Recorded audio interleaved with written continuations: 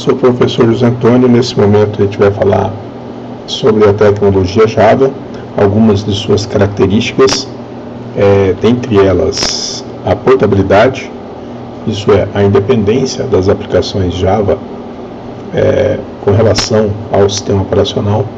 Isso quer dizer que uma aplicação construída em um sistema operacional como o Windows, essa mesma aplicação, sem você ter que recompilar, pode ser levada para uma outra máquina que tem um outro sistema operacional, vamos colocar em Linux, e ela vai ser executada normalmente. Isso devido a uma outra propriedade, na verdade, uma outra camada de software que nós chamamos de máquina virtual. Para a gente entender isso daí, a gente vai construir uma aplicação, vai executar essa aplicação. Antes, porém, a gente deve entender como isso funciona, como obter a tecnologia, como trabalhar essa tecnologia. Para isso, eu já preparei aqui, olha, nós vamos abrir o modo Shell do sistema operacional, que é aquela tela preta onde você tem linhas de comando. Nós vamos precisar também do Windows Explorer para fazer algumas demonstrações. Nós vamos precisar de um browser.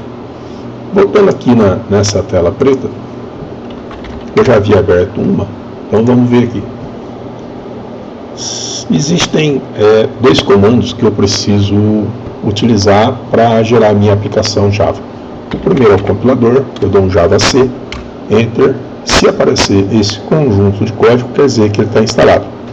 E a minha máquina virtual, que é um comando chamado Java, que executa a aplicação. Então, são dois comandos, Java C e Java. Mas o que são Java C e Java? Eu vou aqui no Explorer. Primeiro a gente vai lá no browser. Eu vou aqui no site da Oracle. A Oracle é uma empresa que adquiriu a Sun Microsystems, que foi a empresa que desenvolveu o Java. Eu virei aqui em Download, ferramentas para desenvolvedores, venho aqui em Ver Mais, e dentro desse Ver Mais, eu consigo aqui em cima ver a categoria Java. Essa categoria nós vamos utilizar as APIs Java SE, Standard Edition. Quando eu clico nessa tecnologia Java, Standard Edition, eu posso fazer o download de algumas ferramentas, entre elas o NetBeans.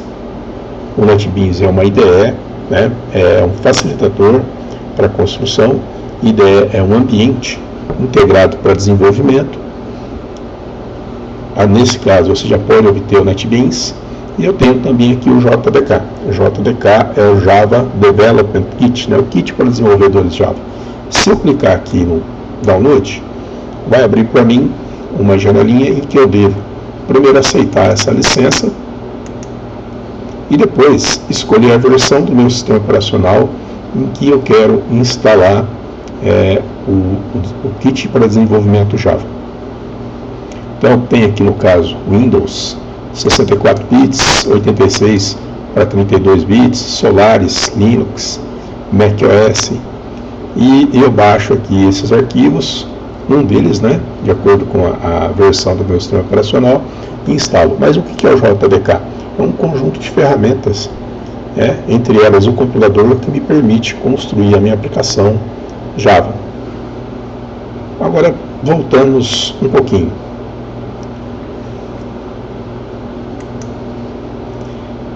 O JDK ele deve estar instalado obrigatoriamente na máquina da pessoa que vai desenvolver o software. Mas uma vez um software desenvolvido, ele vai para a máquina do seu cliente, do seu usuário. Lá na máquina do seu usuário, você não precisa ter o kit para desenvolvimento. Você precisa ter esse outro conjunto de arquivos que nós chamamos JRE. Para baixar JRE, você clica aqui e escolhe a versão do sistema operacional de acordo com a JRE que você deseja. Bem, mas o que é o JRE? É Java Runtime Environment. Um ambiente Java para execução das suas aplicações. Na verdade, a JRE se trata de um conjunto de arquivos que, quando executados, geram uma instância da máquina virtual. E a máquina virtual, então, é que vai executar os seus arquivos. Nos nossos slides eu fiz algumas demonstrações, na verdade alguns gráficos que demonstram que a máquina virtual é uma camada de software a mais entre a aplicação e o seu sistema operacional. Bem, uma vez baixada a máquina virtual, instalada, se você não mexer na instalação, não definir um novo caminho, eu vou aqui para o meu navegador Windows, no Windows Explorer, venho aqui em C. Uma vez aqui em C, eu acho arquivos de programa.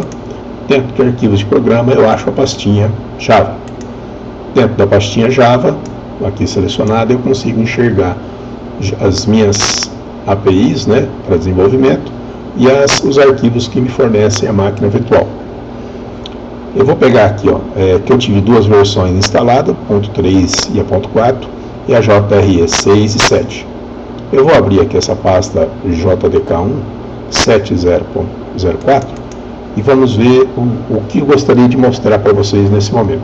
Bem, ela já contém a sua própria JRE. Mas aqui, nos arquivos executáveis, no seu binário, eu tenho lá o meu compilador. Meu compilador, ele chama javac.exe. Então, esse rapaz aqui é o compilador, você utiliza ele. Então, se a máquina que você estiver utilizando, vem aqui em C, arquivos de programa, Java, não tiver a pastinha JDK nenhuma, né, isso quer dizer que você não tem condições de desenvolver um software utilizando o JDK. Na verdade, não tem como desenvolver um software utilizando com a tecnologia Java. Pois bem, então o JDK é isso. E é onde que ficam as minhas bibliotecas do Java. Bem, aí você vai utilizar a JRE.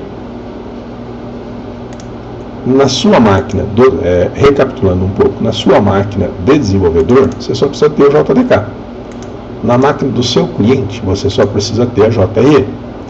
Se você abrir a JRE, você vai ver que você tem uma pastinha lá chamada lib, de library. E dentro dessa pastinha você tem um arquivo chamado rt.jar, rt de runtime. Enfim, você tem um conjunto de outros. Mas as suas bibliotecas nativas do Java estão dentro desse rt.jar. Trata de um arquivo compactado. Eu vou pedir para abrir com um compactador chamado WinRAR, para que você visualize isso. E eu tenho aqui outras pastas. E se eu pegar essas pastas, vamos pegar aqui Java, e eu tenho Java I/O de input e output, e eu tenho vários arquivos com a extensão .class. Vários arquivos com a extensão .class. Arquivos com a extensão .class são os bytecodes. Tá, nesse momento a gente encerra essa apresentação, mas provavelmente a gente volta a falar disso em algum outro momento ou necessidade. Então nós já vimos que para eu testar se o Java está instalado, eu dou um javac e eu dou um comando Java. Pode ser que no primeiro momento isso aqui não apareça após a instalação. Se isso acontecer, eu vou passar para vocês a maneira mais simples de resolver esse problema. Pode ser que você dê um comando Java, colocar Java B, mas subentenda-se Java C. E você dá um Enter, ele fala que esse Java não é reconhecido. Né? Vamos supor que aqui fosse um C, então teria aparecido essa mensagem.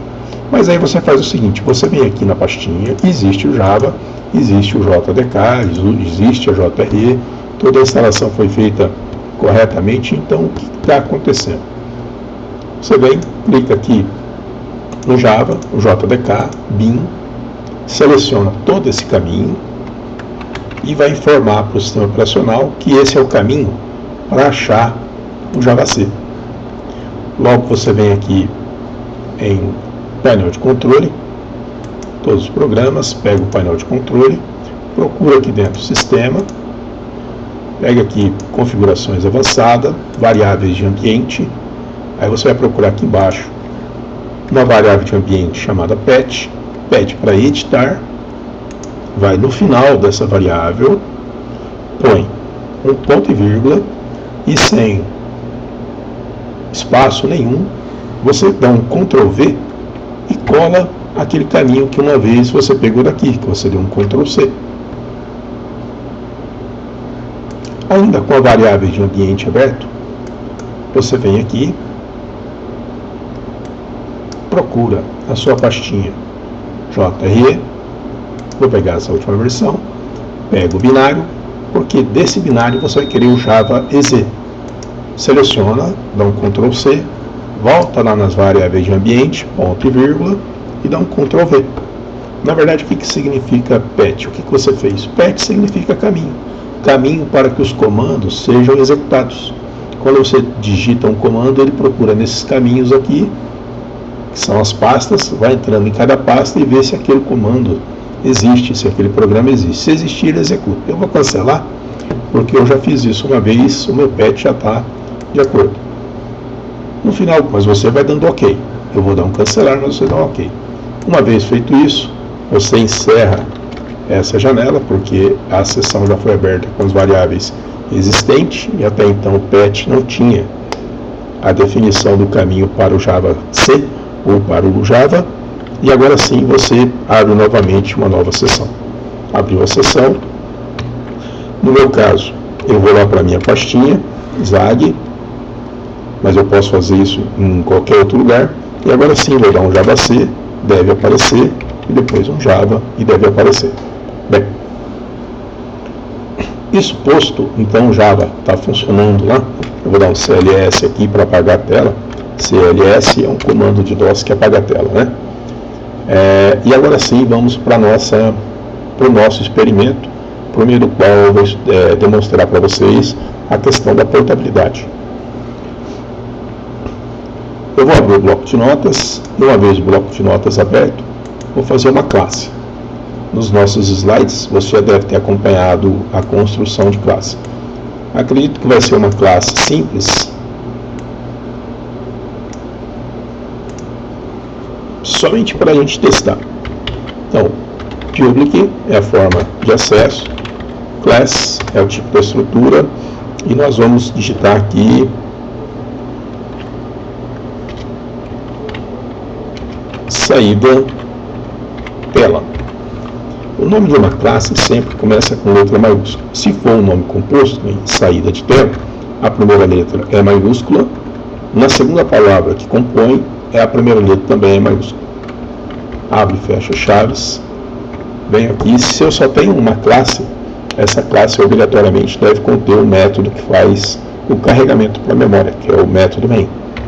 Então, esse método é público, ele é estático, ele não tem retorno, o nome dele é main, e ele recebe obrigatoriamente uma string, um array de string como argumento, com parâmetro formal ou argumento. Essa classe aqui, a única coisa que ela vai fazer nesse momento é uma saída de tela, system.out.println. Aqui dentro o que deve ser impresso na tela. Então, vou pegar lá. Para não fugir do meio acadêmico, olá mundo, saída de tela. Bom, então isso é o que deve ser impresso na tela. Eu tenho que salvar esse arquivo, salvar como no bloco de notas.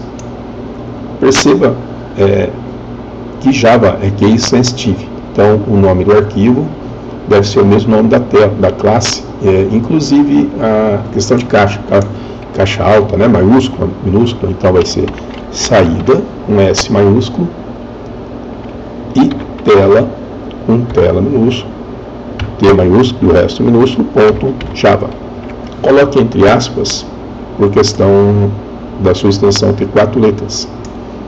E você vai gravar nessa pasta aqui. E já está, inclusive, está setado, está indicado para essa pasta.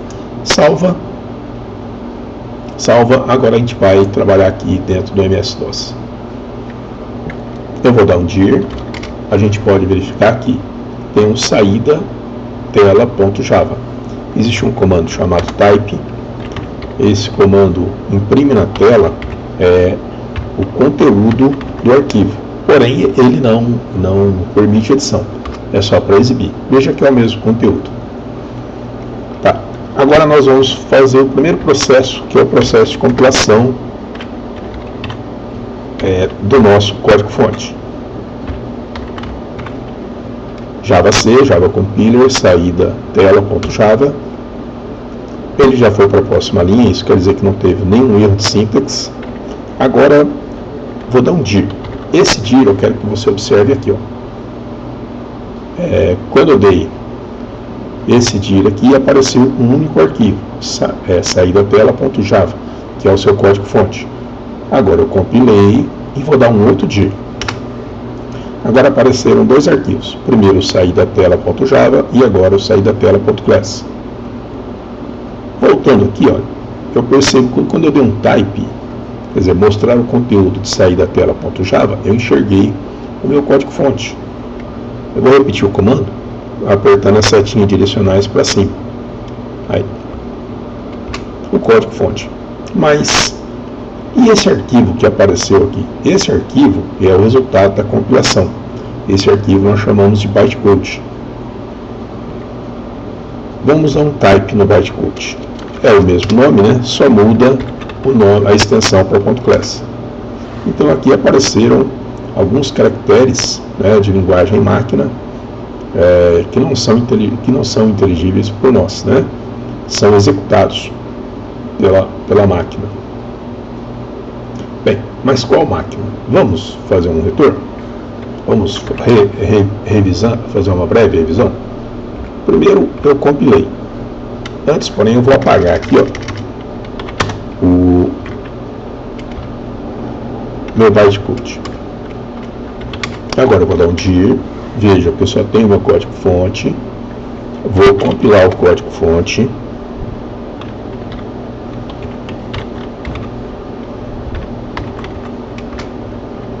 Ele compilou.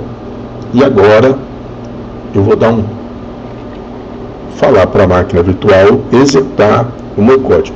Perdão, vou dar mais um dir aqui. E aí a gente observa que além do código-fonte surgiu esse arquivo, que é o bytecode, o resultado da compilação do código-fonte Java.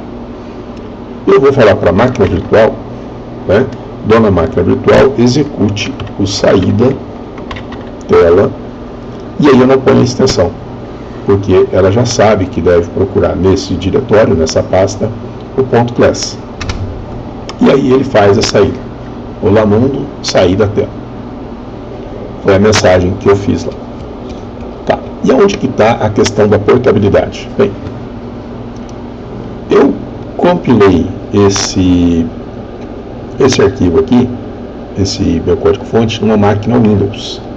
Mas eu poderia muito bem agora pegar esse arquivo, saída.class, levar na casa de uma pessoa, do meu cliente, do meu usuário, e copiar esse arquivo e pedir para a máquina virtual executar esse arquivo.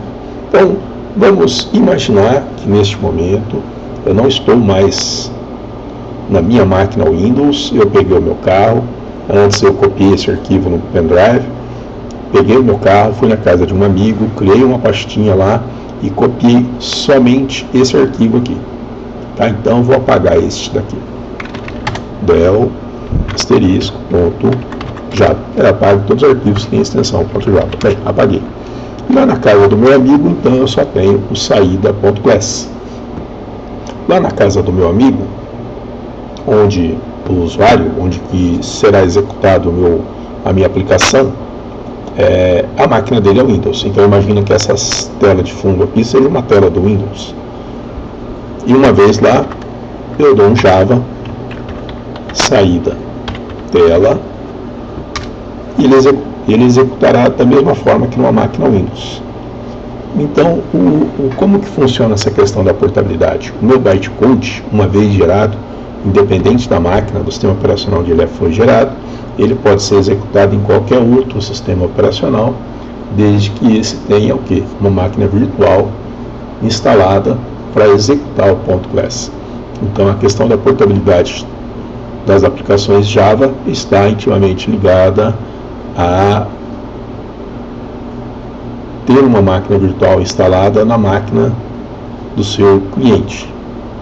Então, nós encerramos aqui essa questão da portabilidade. Espero ter ajudado e agregado para vocês mais alguns valores. Um abraço, sucesso!